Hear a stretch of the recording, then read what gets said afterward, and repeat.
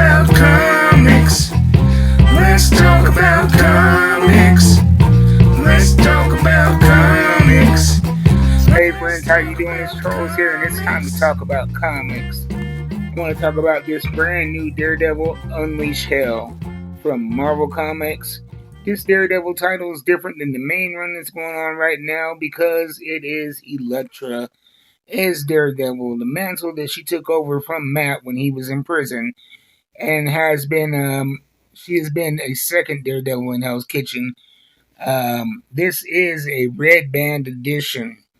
Now, with the Marvel Red Band edition, those are more explicit content, and I really didn't see a need for the red band, for the graphic content warning in other red band editions I read, namely Werewolf by Night and the New Blade are both red band. But this is gnarly, bloody, and gruesome, and very engaging.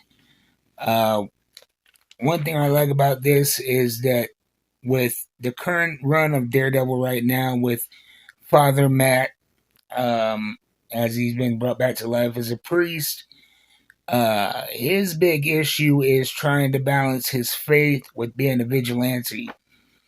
The big issue here is Elektra trying to balance her past as an assassin with Matt's no kill policy as Daredevil.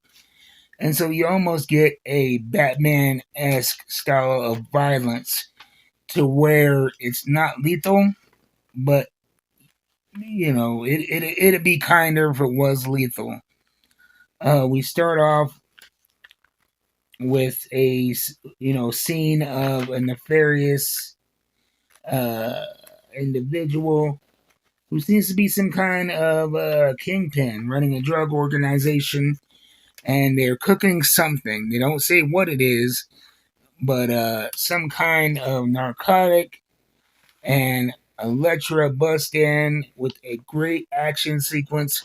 We see something here on the page that I really like about her books is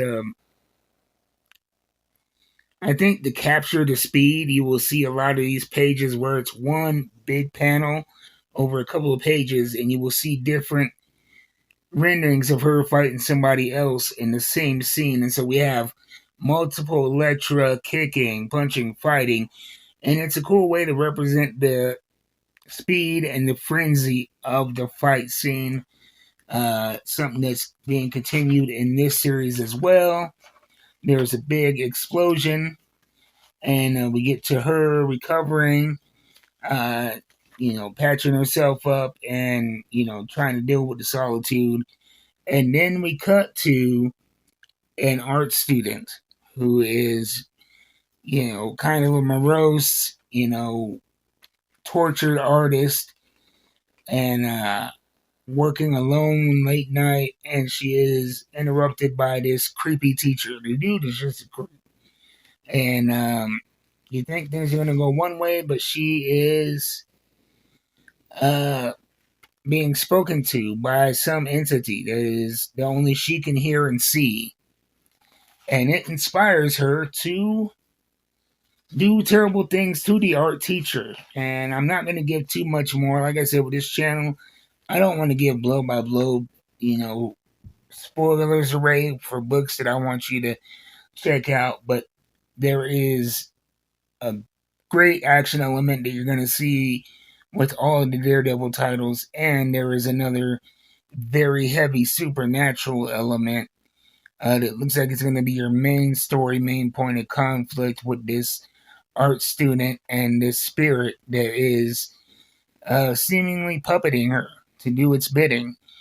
And it goes a lot deeper than that. And I am really looking forward to it. It's another one of these books too that has a lot of pages, but it doesn't feel like it. And when you get to the last page, you're like, oh man, it's over. Not because you feel like you've been ripped off, but because you just want more of the story. And I cannot wait till February to get number 2 in my hands and see where this story goes, to see if she's going to be able to honor her mission as Daredevil and not killed, to see what this spirit and this art student, what that's going to manifest, and how those two eventually interact. And very exciting stuff. This is a great #1 issue. I suggest getting it while you can. I think this may be one of the Marvel books of 2025. So that's it. That's my thoughts on it. Go check it out at your local comic book store.